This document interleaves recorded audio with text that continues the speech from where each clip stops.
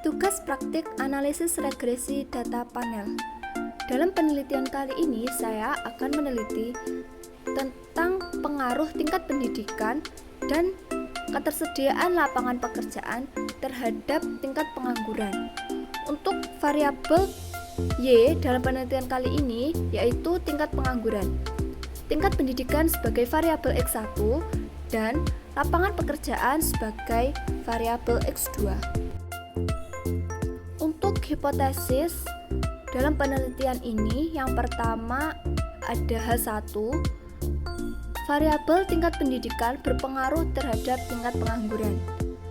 Hipotesis H2 yaitu variabel ketersediaan lapangan kerja berpengaruh terhadap tingkat pengangguran. Selanjutnya adalah langkah-langkah analisis regresi data panel. Yang pertama yaitu cari data di Google dan siapkan untuk diuji dengan Evius.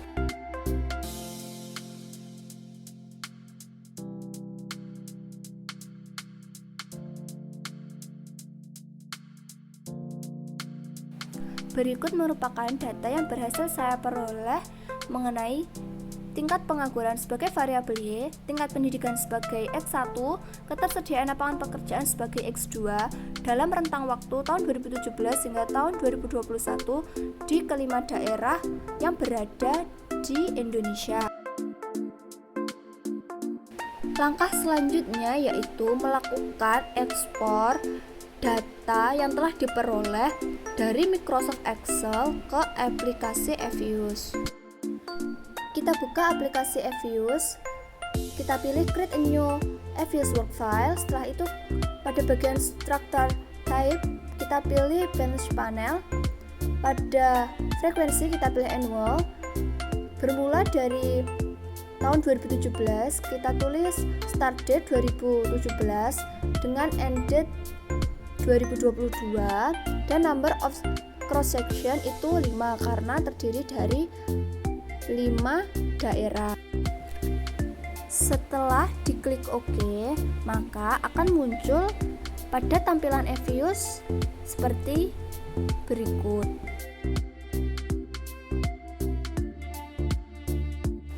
Untuk menginputkan data yang sudah kita peroleh dari Microsoft Excel, kita pindah ke aplikasi Evius, maka kita pilih Quick. Setelah itu kita pilih empty group atau edit series. Setelah itu kita akan melakukan copy paste data dari Microsoft Excel ke Evius. Untuk data yang dipindahkan berupa variabel Y, variabel X1 dan variabel X2. Variabel Y yaitu tingkat pengangguran, variabel X1 tingkat pendidikan, dan ketersediaan lapangan kerja sebagai variabel X2.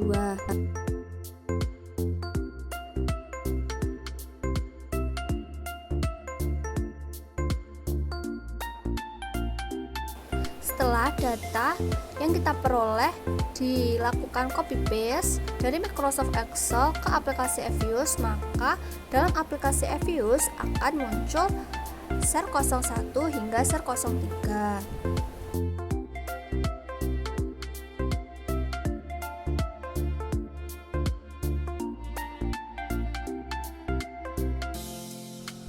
Langkah selanjutnya yaitu memberi nama kepada ketiga variabel tersebut di aplikasi Evius.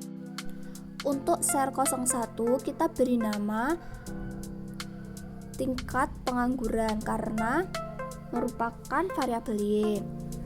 Sedang SER 02 sebagai variabel X1 yaitu tingkat pendidikan, dan SER 03 sebagai variabel X2 yaitu lapangan pekerjaan.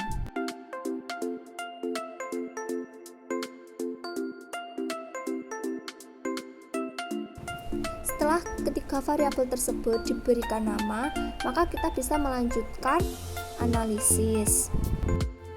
Langkah keempat yaitu kita klik Quick, lalu pilih Estimate Equation dan masukkan variabel pada equation dengan format variabel Y variabel X1 dan variabel X2 dan pastikan pada panel option berada pada pilihan none. Pada bagian specification kita tulis variabel Y yaitu tingkat pengangguran, setelah itu spasi C spasi variabel X1 yaitu tingkat pendidikan dan variabel X2 yaitu lapangan pekerjaan. Dengan dipastikan pada bagian panel option semuanya berada dalam posisi none. Lalu kita klik OK. Hasil tersebut kita beri nama dengan CEM.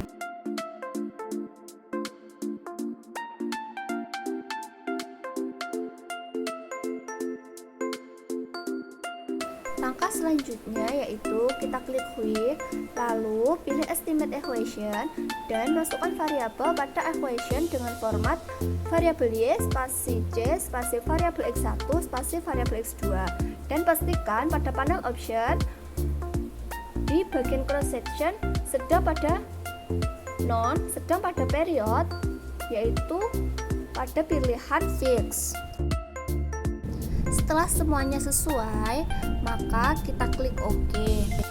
Untuk hasilnya, kita beri nama dengan FEM.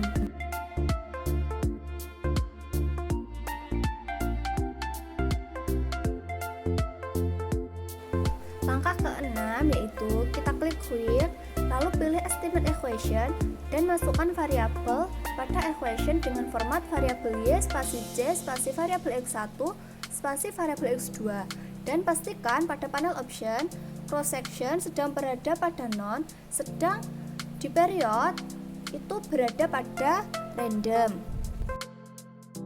Untuk hasilnya kita beri nama dengan REM.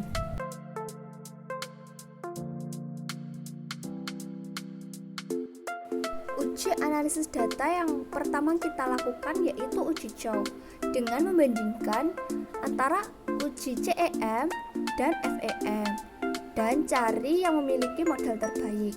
Caranya kita buka CEM, kita pilih Views, kita pilih Fixed Random Testing, kita pilih Redundant Random Testing Likelihood, lalu beri nama uji Chow.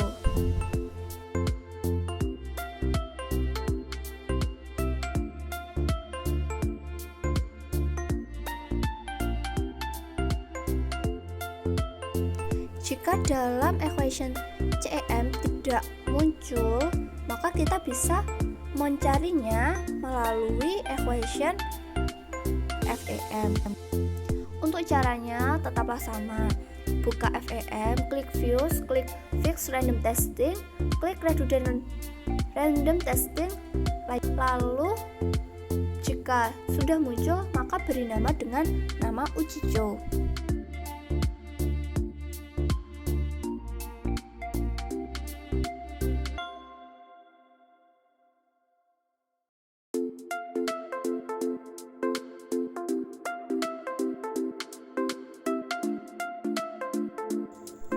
Ke-8 yaitu uji Hausman dengan membandingkan antara uji REM dengan FEM untuk mencari model yang terbaik. Caranya yaitu buka REM, klik Views, klik Fixed Random Testing, pilih Correlated Random Effect, lalu beri nama dengan Hausman Test. Pemberian nama dilakukan dengan mengklik freeze, setelah itu klik lagi name, lalu kita tulis pada objek name dengan uji Hausman atau Hausman Test. Uji yang ketiga yaitu uji Lagrange Multiplier atau LN Test, yaitu dengan membandingkan antara uji CEM dengan REM untuk mencari model yang terbaik. Caranya yaitu buka CEM, klik Views, klik Fixed Random Testing, klik Omitted Random Effect, kita pilih Lagrange Multiplier, lalu diberi nama dengan nama uji Lagrange atau Lagrange Test.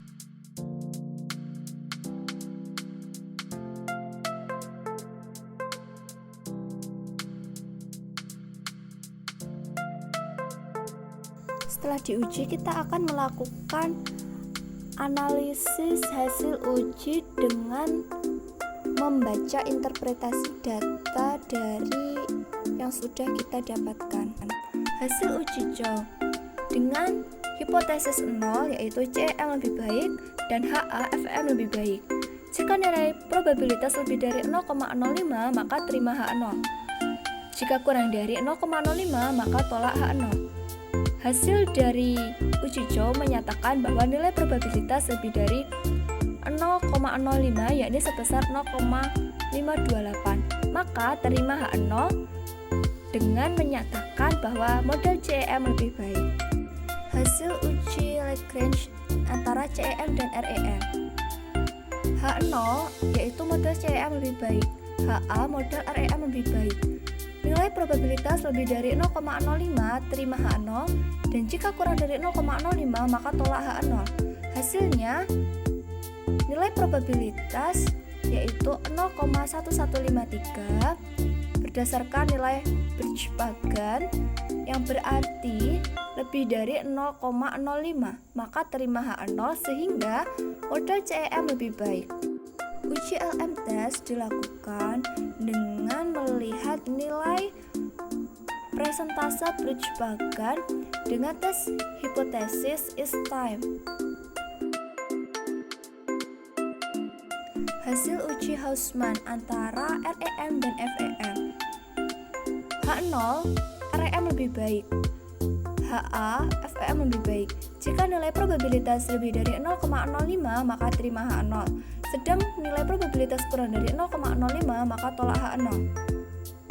Dari uji Hausman antara REM dan FEM kita mengetahui bahwasanya nilai probabilitas yaitu 0,7003 yang berarti lebih besar dari 0,05 maka terima H0 sehingga dapat dikatakan bahwa model REM lebih baik. Uji spesifikasi model yang pertama uji Chow test yakni menguji antara CEM dan FEM menghasilkan CEM. Yang kedua Lagrange multiplier atau LM test menguji antara CEM dan REM menghasilkan CEM. Yang ketiga uji Hausman test yakni menguji antara REM dan FEM dan menghasilkan REM. Dapat dikatakan bahwa model CEM lebih baik digunakan untuk model ini. Uji asumsi klasik 1. Uji normalitas. Berdasarkan data diperoleh nilai probabilitas sebesar 0,994 yang berarti lebih besar dari 0,05 menandakan bahwa data berdistribusi normal. Untuk mengetahui uji normalitas, maka langkah pertama yang kita lakukan yaitu kita buka CEM, kita klik view, kita pilih residual diagnostic, kita pilih histogram normality test.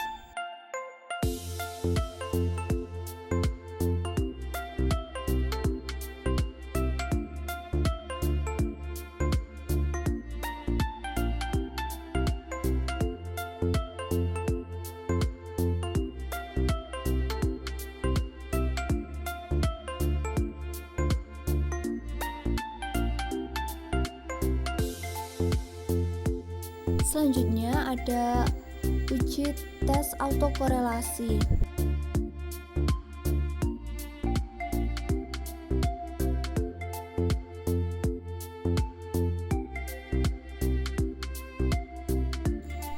Caranya cukup kita buka CEM, setelah itu kita lihat pada bagian nilai Darwin-Watson dari CEM tersebut.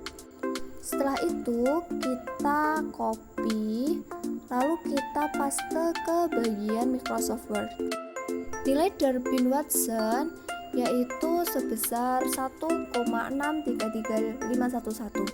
Nilai DL yaitu 1,2063, nilai DU sebesar 1,5495.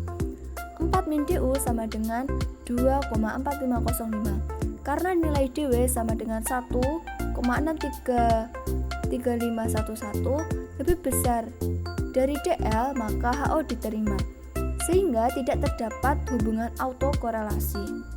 Autokorelasi positif bernilai 0, tidak tahu atau DL sama dengan 1,2063, tidak ada autokorelasi 4 min DU dengan 2,4505 dan autokorelasi negatif 4 min DL sebesar 2,7937. Uji asumsi klasik yang ketiga yaitu ada uji heteroskedastisitas yang kita lihat berdasarkan nilai probabilitas masing-masing variabel yang lebih dari 0,05 yakni sebesar 0,9170 untuk variabel pendidikan dan lapangan kerja yakni sebesar 0,7104 yang mengartikan lebih besar dari 0,05 maka tidak ada gejala heteroskedastisitas.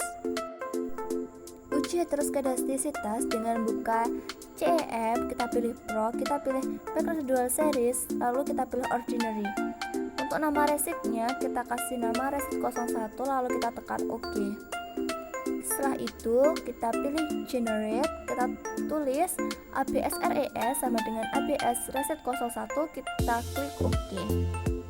Setelah itu kita pilih Quick, kita klik Estimate Equation, kita tuliskan ABS RES spasi C spasi variabel X1 yakni variabel pendidikan dan X2 yakni variabel lapangan kerja.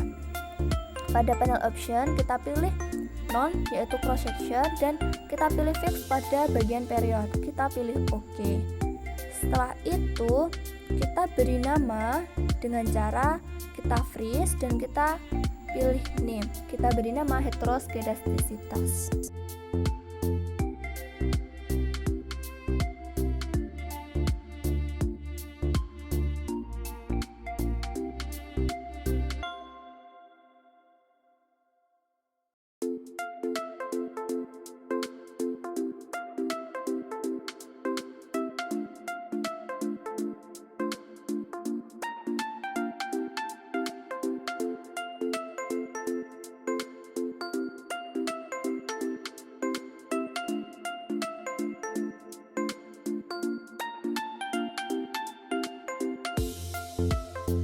B. Uji hipotesis. Yang pertama ada uji F, yakni dengan hipotesis H0 yaitu variabel T pendidikan, T lab kerja tidak berpengaruh secara simultan terhadap tingkat pengangguran.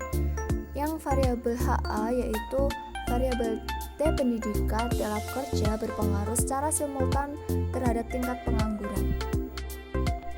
Dari data CEM kita bisa mengetahui bahwasanya nilai probabilitas F statistik sebesar 0,000001 yang berarti kurang dari 0,05 sehingga terima HA dan terdapat pengaruh signifikan.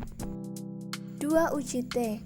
Untuk menguji pengaruh masing-masing variabel, kita bisa melihatnya dari data CEM yang kita peroleh tadi, yakni dari setiap variabel yang kita uji.